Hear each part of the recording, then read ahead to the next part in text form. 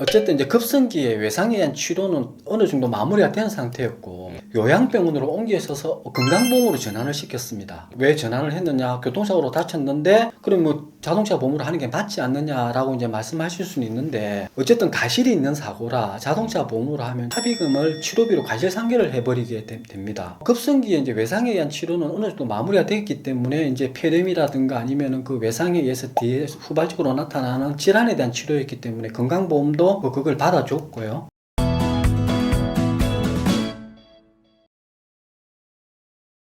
안녕하세요 여러분, 변집사TV의 한세영 변호사입니다. 오늘도 정 팀장님과 함께 교통사고 보상 사례에 대해서 알아보도록 하겠습니다. 오늘 소개해드릴 사건은 쟁점이 아주 많습니다. 그 중에서도 고령자의 경우에 이렇게 합의를 할 수도 있구나 라는 걸 잘 아실 수 있을 것 같은데요. 자, 오늘 사고 어떤 사고입니까? 예, 오늘 사고는 80세의 고령자분이시고요. 그 중앙선이 있는 도로입니다. 편도일자선 도로고 주택 상점가 도로인데 여기를 이제 무단횡단 하시다가 진행하는 차량에 충격되면서 넘어지면서 이제 머리 쪽을 다치게 되셨고 다발성 뇌출혈이 있었던 사고건이었습니다. 이게 주택 상점가 무단횡단이 되다 보니까 보험사에서는 가실이 20%를 주장을 했었고요. 저희들 같은 경우는 주택 상점가 도로니까 무단횡단이 사실 빈번한 도로였습니다. 그래서 이제 가실 10%가 타당하다라고 이제 저희들 주장을 했었고 그래서 이제 최종적으로는 가실이 10%로 정리가 됐던 건이었습니다. 네, 보통 운전자들도 그곳에 가면 사람들이 무단횡단한다라는 걸 이제 충분히 알 수 있는 그런 도로였다는 거죠. 맞습니다. 이분이 소득 관련해서 쟁점이 좀 있었었는데 어떤 건지 설명해 주시죠. 이분이 이제 미국 상해를 한 30년 정도 운영을 하셨는데 이제 고령이시다 보니까 이제 그 상해 운영을 자제분한테 맡겨놓고 계셨던 상황이었고 보험사가 이제 그걸 확인하고 난 뒤에 소득을 인정할 수 없다. 사실은 사업자 등록증만 다치신 분한테 있지 실질적으로 운영은 자제분이 하고 있었다. 저희들은 그래도 사실 30년 동안 운영을 해왔었고 실질적인 사업의 주체는 다치신 분이 사업의 주체다라고 주장을 했었고 결론적으로는 휴업손해를 다 인정을 받았던 사고였습니다. 우리가 지금 자동차 보험 약관에 몇 살까지 휴업 손해를 인정해 주죠? 이제 지역 가능물수가 이분 같은 경우에는 80세가 넘어서 12개월 정도 이제 남아 있는 상황이었습니다. 아, 네. 그래서 12개월을 다 인정받으셨던 그렇습니다. 거네요. 네, 알겠습니다. 네, 그 다음 뭐 다른 쟁점이 또 있었다고 하는데 어떤 거죠? 예, 이제 그래서 아까 가실 부분과 소득 부분도 쟁점이 있었고요. 이제 이분이 처음에 대학병원에 옮겨서 개도수를 하고 진단을 그때 발급을 받았을 때 8주 진단을 받았습니다. 최초에는 8주 진단. 그렇습니다. 그렇게 길진 않네요. 예, 근데 대학병원에서는 진단이 조금 짜게 나오죠. 그래서 특히 또 머리 같은 경우는 통상적으로 수술하고 나면 8주 정도 진단을 냅니다. 근데 이제 항상 의사 선생님들 하시는 말씀이 머리 수술하고 나면 깨어나 봐야 한다. 향후에 어떻게 될지는 지금 상태에서는 알 수 없다라는 이야기를 항상 하시죠. 이제 8주 진단을 경찰서에 제출을 했죠. 제출을 하고 난 뒤에 이제 저희 로펌을 방문을 하게 됐습니다. 근데 이제 환자가 깨어나신 상태가 사지마비 상태였죠. 물론 지인은 알아보시고 했었는데 전혀 팔다리를 거동을 못 하시는 상태였습니다. 그래서 이제 저희가 직접 나가서 주치의 선생님을 면담을 했었고요. 면담을 하고 주치의 선생님한테 20주에 대한 진단을 다시 받았던 거죠.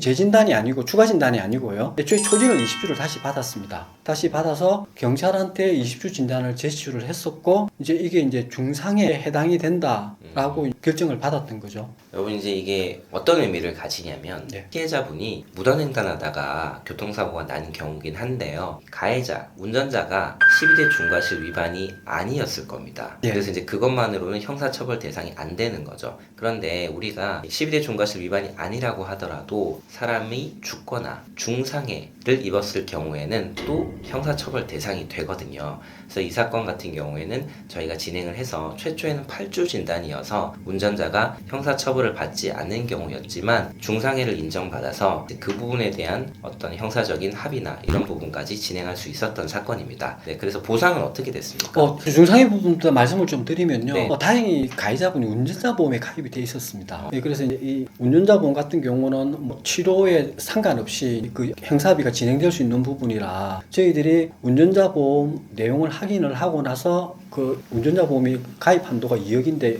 중상해에 대해서 2억까지 보험이 가입되어 있었습니다. 그래서 그 중상해에 해당되는 운전자 보험을 받아들였죠. 저희가 억지로 2억 원을 만든 건 아니고요. 당연히 정당한 보상 처리 과정 중에 이분에게 합당한 진단 주수를 저희가 맞게 확인을 해드린 거죠. 네, 그렇게 해서 이제 운전자 보험으로 형사 합의금 2억까지 이제 받았던 사건입니다. 네, 그 외에 이제 민사적인 보상 처리는 어떻게 됐습니까? 진단이 8주로 들어오면 어쨌든 경찰이나 이제 검찰 쪽에서는 서류만 가지고 판단을 하는 하는데 최초 8주짜리 진단이 들어갔을 때는 이게 중상이라고는 전혀 생각을 하지 않았을 겁니다. 근데 이제 의사 선생님도 환자 상태를 마지막에 깨어난 상태를 보고 추가 진단이 아니고 초진으로 20주를 다시 발급을 해주셨고요.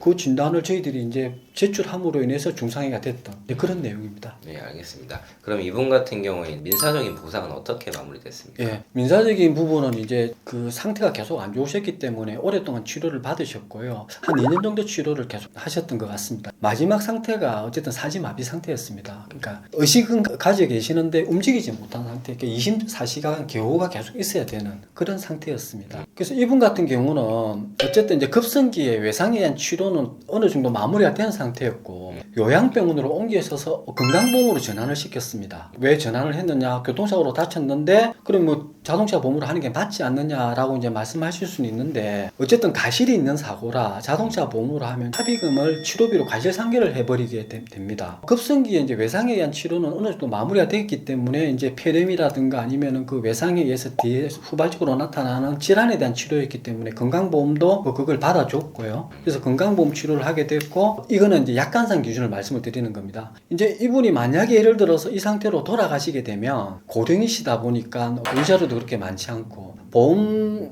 약관상으로는 이제 80세가 넘으면 위자료가 한 5천만 원 정도 되죠. 변호사님이 소송 가시게 되면 위자료가 조금 더 많죠. 소송은 1억입니다. 아, 그렇죠. 네. 그래서 이제 위자료가 5천만 원 인정이 되고 뭐 남아있는 12개월의 취업 가능 월수에 따라서 상실 수익액이 인정이 되게 되죠. 그러다 보니까 금액이 많지는 않은 상태에서 치료비 10%를 또 과실상계를 해버립니다. 이제 이렇게 되면 금액이 작아져 버리는 거죠. 그래서 이제 건강보험으로 전환을 하고 난 뒤에 보험사하고 합의를 진행을 했습니다. 이제 더 이상 치료비가 크게 나갈 게 없으니까 치료비를 돈으로 돌려받는 거죠. 우리가 건강보험 처리를 할 테니까. 그럼 치료비를 돌려받고 개호는 어차피 계속 있어야 되지 않습니까? 그래서 이제 개호 비용까지 미리 향후 치료비로 넣어서 이분이 남아있는 여명 기간을 의사한테 추정을 받아서 남아있는 기간 동안 개호 비용과 향후 치료비를 받아서 마무리를 하는 거죠. 그래서 이제 2억에 대한 금액을 지급을 받았고요. 이제 그 단소정을 달았던 게 여명 기간을 추정하는 거지 않습니까? 그럼 만약에 여명 기간을 넘어서 생존해 계시면 이제 그런 부분들에 이제 문제가 있을 수 있어서 합의 시점에서 2년간의 여명 기간을 언급을 했었고 그 여명 기간이 경과하게 되면 그때부터 다시 보험으로 지불 보증을 하고 치료를 받을 수 있도록 이렇게 단소 조항을 넣어서 진행을 했었습니다. 그래서 합의를 할 때 그런 상황이 바뀌거나 새로운 상황이 생기는 걸 대비해서 단서 조항을 잘 기입하는 게 좀 필요하지 않습니까? 근데 이거는 일반인들이 사실은 하기가 어려운 부분이거든요. 네, 맞습니다. 보통 일반 변호사들도 사실 이걸 할 수가 없습니다, 사실. 제가 이제 소송을 하면서 혹은 제 친한 다른 변호사님들, 교통사고나 이제 보험을 전문적으로 하지 않는 변호사님들이 저희한테 많이 물어보거든요. 그런데 이제 일반 변호사들이 이걸 잘 다루기가 어려워요, 생각보다. 그래서 꼭 그 관련된 교통사고 사건을 많이 해본 사람들한테 물어봐야 됩니다. 이분 같은 경우에 그러면 만약에 2년 생존을 더 했다라고 하더라도 또 추가로 보상을 받을 수 있게 저희가 합의서를 잘 작성해 드렸던 거죠. 그렇죠. 그 이제 그 어쨌든 남아있는 여명 기간은 의사 선생님이 추정하신 거기 때문에 이분이 뭐 3년을 더 생존하실지 아니면은 6개월만 생존하실지 알 수는 없는 거지 않습니까? 아, 물론 이제 그 여명 기간 안에 돌아가시게 되면 뭐 더 이상 보험사가 돈을 가져가거나 뭐 그러진 않습니다. 저희들이 걱정했던 거는 2년보다 또 오랜 기간 동안 생존하시면 이제 그 뒤에 이제 치료비라든가 교육 비용이 더 필요하다는 거지 않습니까? 그래서 그 부분에 대해서 단서를 다 정확하게 달았던 거죠.